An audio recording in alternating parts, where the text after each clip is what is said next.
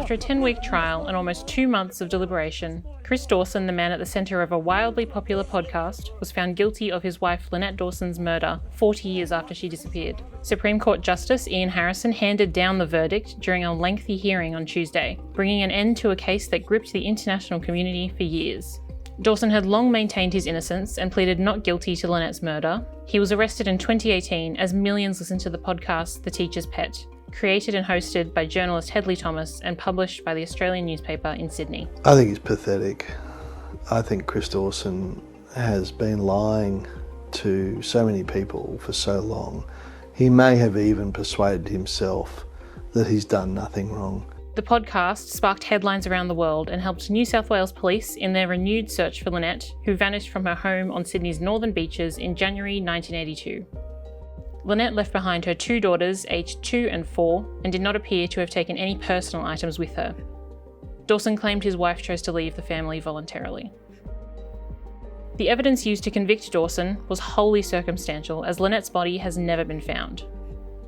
I'm satisfied beyond reasonable doubt that the only rational inference that the circumstances enable me to draw is that Lynette Dawson died on or about 8 January 1982 as the result of a conscious and voluntary act committed by Mr. Dawson with the intention of causing her death. A compelling form of storytelling in an otherwise very visual news ecosystem, the popularity of podcasts has been steadily rising since the medium entered the mainstream in 2014.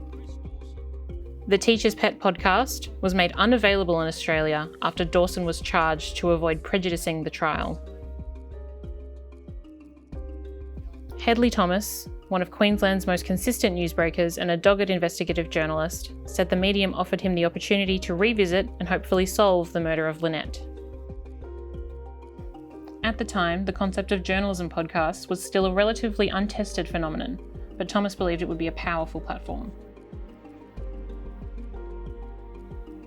One of the most important things I've learned as a result of the journalism that's gone into The Teacher's Pet is that even after exhaustive investigations by police, even where coroners have run hearings, there is always so much more material, so many more witnesses you can talk to, more evidence that can be gleaned, Thomas said. This is one of the great advantages of podcast journalism in its long form, that we can unpack these cases in such detail. As Thomas pointed out, both in his podcast and in an article published after the verdict, 2 coroners who held separate inquests in 2001 and 2003 both recommended that the Director of Public Prosecutions in New South Wales should launch a prosecution. The DPP at the time refused to prosecute, citing a lack of evidence.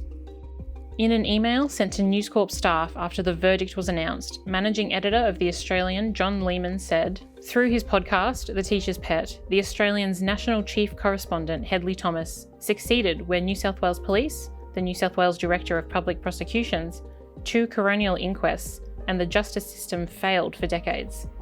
By doing his job well, he forced the institutions to do their jobs, finally." Meanwhile, Greg Walsh, Dawson's lawyer, told reporters outside court on Tuesday that his client would be appealing the guilty verdict. Hi, I'm Hedley Thomas, and I've got some great news. After 3.5 years of being down in Australia, my Teacher's Pet podcast series is coming back this Saturday. But I've got a spoiler alert. We do know the ending.